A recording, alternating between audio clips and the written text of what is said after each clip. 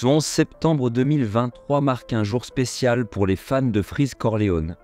3 ans après la sortie de La Menace Fantôme, le rappeur fait son grand retour sur les plateformes de streaming avec un nouveau projet intitulé L'Attaque des Clones, un album qui promet de secouer les réseaux sociaux. Après des années de teasing, Freeze Corleone avait déjà préparé le terrain pour son nouvel album au cours de l'été. Après avoir dévoilé le premier extrait Shavkat, l'artiste avait publié la tracklist de L'Attaque des Clones en août dernier. Ce projet a été annoncé pour le 11 septembre, marquant ainsi exactement 3 ans depuis la sortie de son précédent album.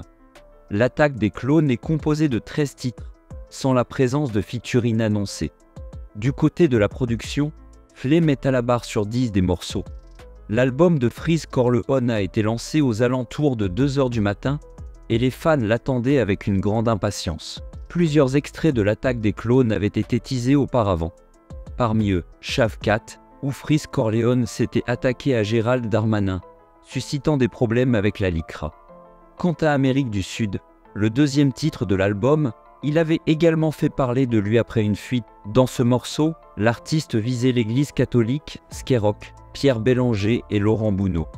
Freeze Corleone ne mâche décidément pas ses mots dans son nouvel album L'Attaque des Clones. Dès l'introduction, intitulée MW2, il entame les hostilités en lançant des pics. À chaque fois qu'il sort un ouvrage, un album, il essaie de le faire par exemple le 11 septembre.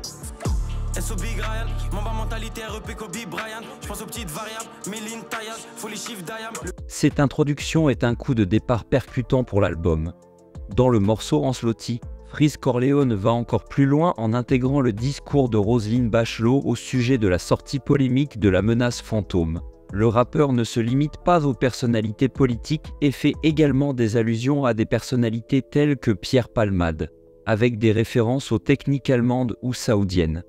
Il ne manque pas non plus de prendre pour cible Hugo Loris, Damien Rieu, Jacques Attali, Bruno Attal ou encore Ancelotti. Cette approche franche et provocante est devenue la marque de fabrique de Freeze Corleone, et ses fans en redemandent. L'album a déjà suscité des réactions animées sur les réseaux sociaux, montrant que son style direct continue de diviser et de faire parler de lui. J'arrête de te cacher, t'es un malade. Non mais je te le dis. Ouais, j'étais un malade avec ton crâne de rugbyman. Voilà, on va... Crâne de ballon de rugby.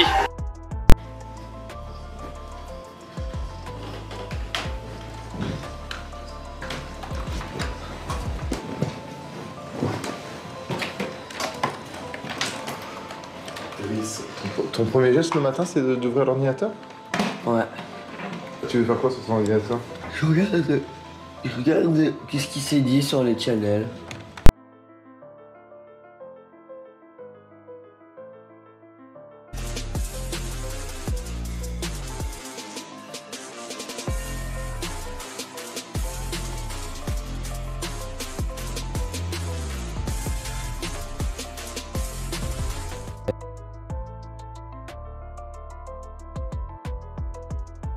Cet été, Maes a été présent dans toute la France, enchaînant concerts et festivals.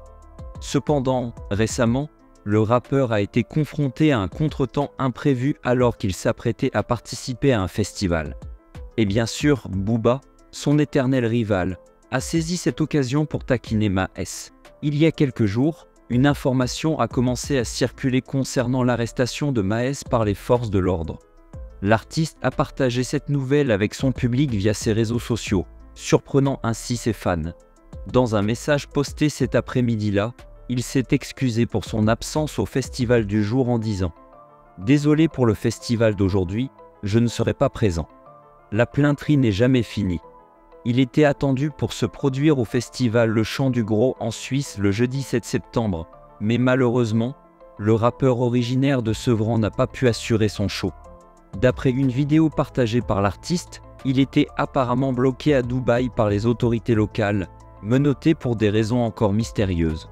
Pour le remplacer, c'est Kobalade qui a pris sa place pour assurer le spectacle lors de la 31e édition du festival suisse.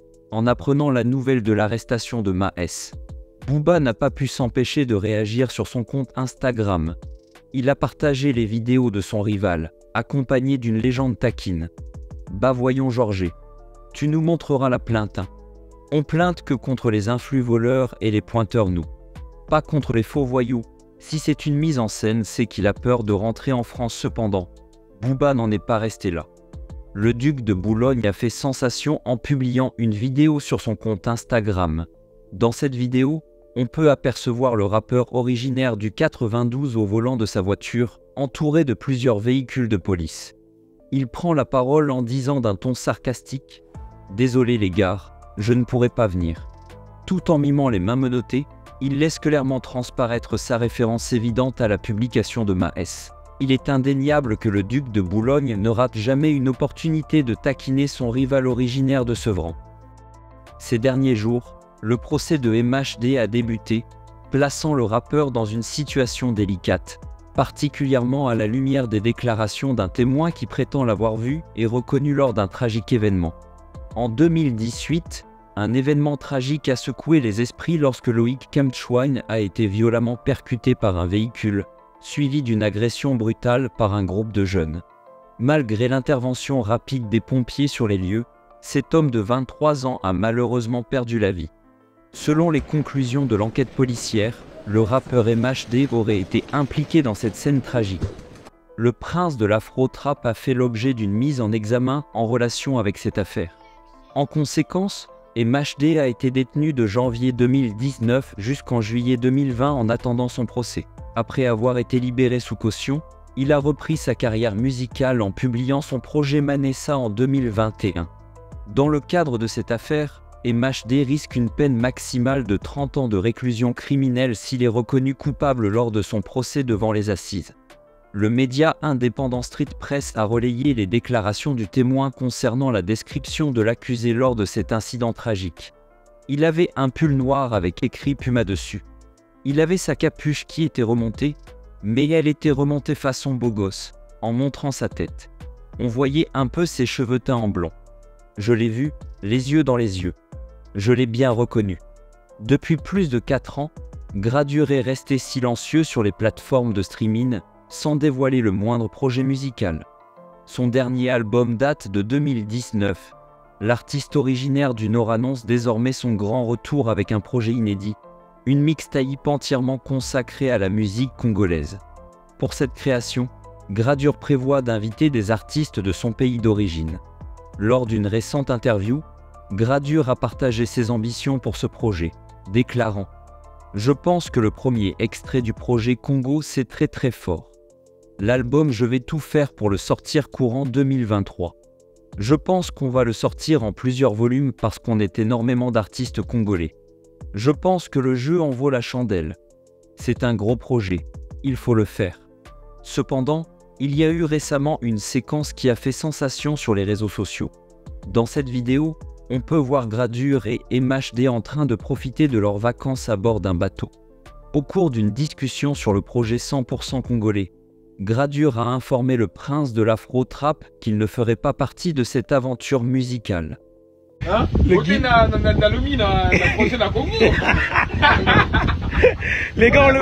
gars, il veut. MH, il veut être sur le projet Congo, on fait comment? Osanayo.